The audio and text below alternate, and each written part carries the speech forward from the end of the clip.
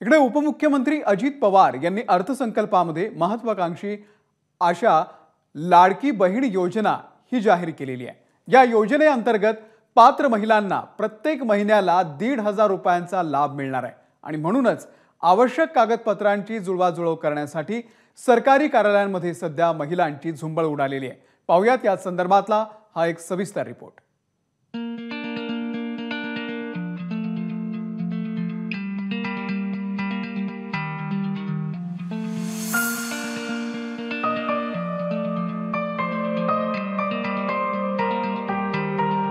महाराष्ट्रातील प्रत्येक जिल्ह्यात आणि प्रत्येक तालुक्यात उसळलेली ही प्रचंड गर्दी।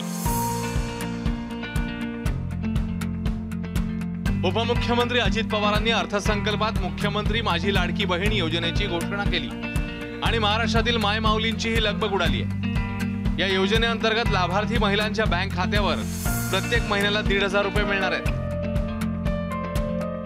मुख्यमंत्री माझी लाडकी बहीण योजना ही महत्त्वाकांक्षी आणि व्यापक योजना आज मी घोषित करत आहे। महिलांचे आर्थिक स्वातंत्र्य व स्वावलंबन, आरोग्य व पोषणासहित सर्वांगीण विकासासाठी या योजनेअंतर्गत वय 21 ते 60 वर्ष वयोगटातील पात्र महिलांना शासनातर्फे दरमहा 1,500 रुपये प्रदान करण्यात येतील। काय आहेत लाडकी बहीण योजनेचे निकष? पात्रता आहे वय वर्ष 21 ते 60, अपात्रता 60 वर्षांपेक्षा जास्त वयाची महिला, पात्रता वार्षिक उत्पन्न 2.5 लाखांच्या आत तर 2.5 लाखांपेक्षा जास्त उत्पन्न हा अपात्रतेचा निकष आहे। पात्रता महाराष्ट्र रहिवासी असणं आणि अपात्रता घरात कुणी आयकरदाता असेल तर। विवाहित, विधवा, घटस्फोटित, परित्यक्ता, निराधार महिला या योजनेकरता पात्र असतील तर कुटुंबातल्या कुणी सरकारी नोकरीत किंवा पेन्शनवर असेल तर मात्र या योजनेचा लाभ मिळणार नाहीये। बँक खातं आवश्यक आहे तर कुटुंबात 5 एकरपेक्षा जास्त उत्पन्न असेल तर या योजनेचा लाभ मिळू शकणार नाही। म्हणूनच योजनेचा लाभ घेण्यासाठी 100 रुपयांच्या स्टॅम्प पेपरवर शपथपत्र द्यावं लागतंय। हाच स्टॅम्प पेपर विकत घेण्यासाठी आता महिलांच्या मोठ्या रांगा लागल्याचं पाहायला मिळतंय।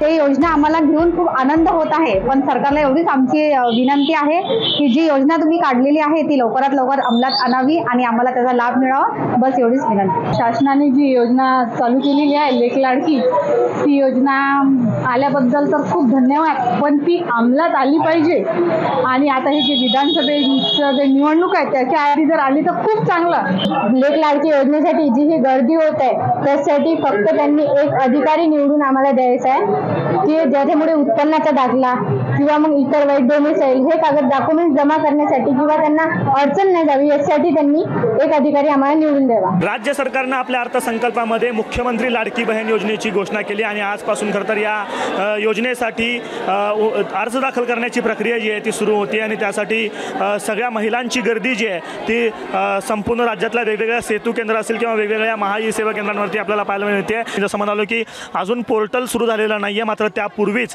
उत्पन्न दाखला असेल किंवा रहिवासी दाखला असेल किंवा इतर जे सगळे लागणारे कागदपत्र असतील ते जमा करण्यासाठी महिलांची गर्दी सोलापूरच्या सेतू केंद्रांवरती आपल्याला पाहायला मिळते।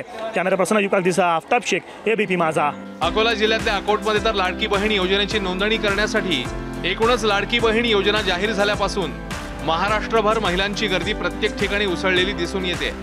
त्यामुळे पात्र महिलांची नोंदणी लवकरात लवकर करून त्यांना योजनेचा लाभ देण्याचं आणि यात कोणतीही गडबड न होऊ देण्याचं मोठं आव्हान आता शासन आणि प्रशासनासमोर आहे। ब्युरो रिपोर्ट, एबीपी माझा।